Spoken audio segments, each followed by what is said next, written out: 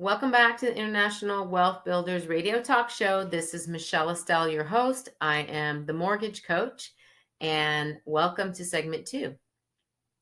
So we were just talking about loan level price adjustments, trying to get to some of the misinformation on both sides, whether it's positive or negative, kind of misinformation about what was going on with loan level price adjustments and the announcement from most influencers and media that the people who are going to benefit were people with bad credit. They're going to get better rates than people with good credit. So we've kind of already gone over what a loan level price adjustment is, what happened to those loan level price adjustments where people with lower credit scores got an improvement to the loan level price adjustment, and people with better credit scores or in the middle sector are paying a higher ad for what used to be that they had good credit, and now they're paying a higher price.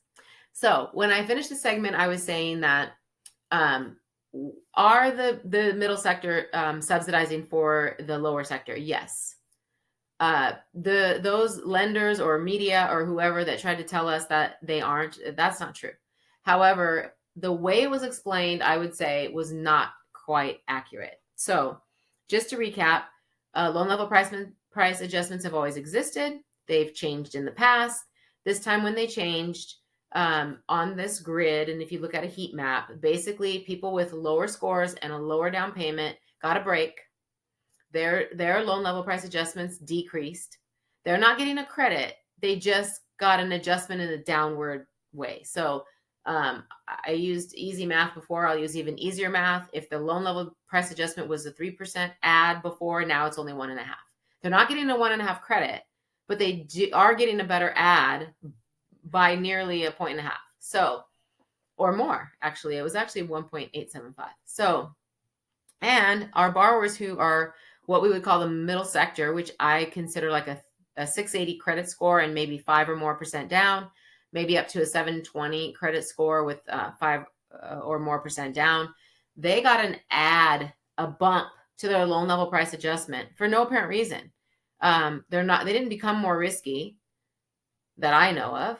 No statistics said that this borrower group was more risky now, where the lower credit score group and with less down became less risky. I don't think that's the case. So yes, the middle sector is subsidizing for a lower credit score, lower down payment. However, they're not getting a credit on the lower end. Now, there was some talk about what middle class is, and maybe like, who fits into that bottom sector, that 620 score and that lesser down payment. And I would potentially agree that that's a big group of people, just everyday Americans who struggle with the current economy, who are at an income pace that doesn't help them to save a lot. They don't have a lot of residual income, and yes, they could definitely use a break. And many people at the lower credit score, lower down payment, their mortgages perform. They pay their mortgage off, and they pay it on time, generally speaking. But they are a higher risk, and there are people who don't pay their mortgage there. There's equally amount of people who don't pay when they have better credit score or a larger down.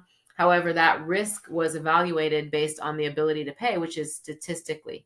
So the lower credit score, lower down payment borrower got a cut to their ads, a cut to the loan level price adjustments, even though they're higher risk. And the middle of the sector with a better credit score and a slightly larger down payment did get an increase to the amount of loan level price adjustments that they pay. This is only on conventional loans. So there's an interesting piece that you might be interested to hear, and that is that this type of loan and most loans run through what is called an automated underwriting system. And for lack of better words, it's like artificial intelligence analyzing that account, that application, and just giving a decision. seeing if it meets the criteria. And it looks at many different factors, which we call layered risks. So it's looking at the down payment. It's looking at the credit score. It's looking at the credit history. It's looking at maybe the amount of reserves. It's doing a deeper dive on the credit for maybe, how long have they had credit? Do they have accounts they just opened? Do they have accounts they've had for decades? Have they had substantial credit, like maybe a large car payment or paid off a few cars already, or maybe they owned a home in the past? So looking at substantial credit, looking at overall repayment, looking at all of the other things we look for: credit score, balances in relationship to available credit, credit history, credit longevity, type of accounts, and so on. So the artificial intelligence, or the what's called the automated underwriting system, I'll tell you that even though Fannie, Freddie, and who the powers that be that wanted that changed these loan to level pricing adjustments this time and appeared to give a break to that lower grid, generally speaking, if you run that borrower through an automated system, and I have to add that an automated underwriting approval is necessary. You have to get an underwriting approval that way. There is something called manual underwrite, but in most cases, if it doesn't pass through an automated underwriting, it's not going to get a manual underwrite. So the funny thing is that most people with a low credit score and a low down payment and a high debt ratio and very little reserves will not get an automated approval. So even though Fannie and Freddie are saying they're doing this to help that sector and to make home ownership a little more attainable and a little less expensive and a little more affordable and so on, their own systems that underwrite them don't approve lower score borrowers without a substantial credit history, with no reserves, and a low credit score. So that's the truth. People might not want to hear that, but these loans don't even get approved. So you're lowering the loan level price adjustments to help, but their criteria doesn't get through a conventional loan. So most people in that criteria benefit anyway. It's not a matter of like they would want a conventional loan because it has so much benefit and they can't get one. It's not even the best loan product for them as far as rate, as far as mortgage insurance premiums, as far as the minimum down, as far as the maximum debt ratio, as far as the credit requirements. An FHA loan is generally the less expensive loan for them. The minimum down is 3.5%. Conventional can go 3% down. So that 0.5% is probably the only upside to going conventional. There's no other upside. One other might be that the MI drops off sooner than the MI on an FHA loan, but you still have to pay your payment on time for over 2 years. So before you can have mortgage insurance come off. So yeah, FHA loan is the better loan. And so doing all of this and exciting everyone and thinking that, making some people mad and making some people happy. And it's not even the loan that would be best for this particular buyer profile. An FHA loan is an awesome loan.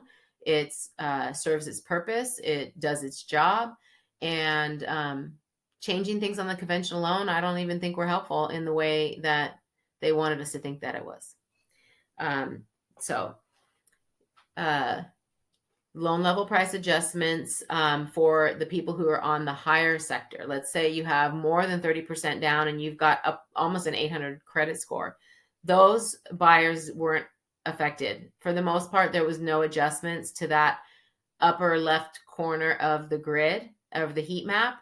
They had very little to any change to the loan level price adjustment. So this is also what makes me say, and what I conclude, is that the middle of the road person that you and I might think is middle of the road, because maybe they're thinking that the 620 score borrower with 3% down is more of the middle sector. But as far as statistics and as far as what we've been told about having good credit and having a down payment to buy a house, that middle sector that got their down payment and managed their credit fairly well, they are the ones that got the increase to the loan level price adjustments. So they are paying the price, and they have, it's pretty obvious, are subsidizing for everyone else, because if they still need to collect this money in order to help to cover the cost and the risk of default, then the burden is heavily on a borrower that has maybe 5% or more down and a 680 to a 720 credit score. They got hit with the slightly higher loan level price adjustments, and they definitely will pay more um, to buy a home and to get the middle of the road rate. So one thing that I didn't touch on, I'm going to touch on in the next segment, but I'm going to wrap this up in the third segment, because the one part that we still haven't talked about is income. If you have low to moderate income, what happens? So that's up next. See you soon.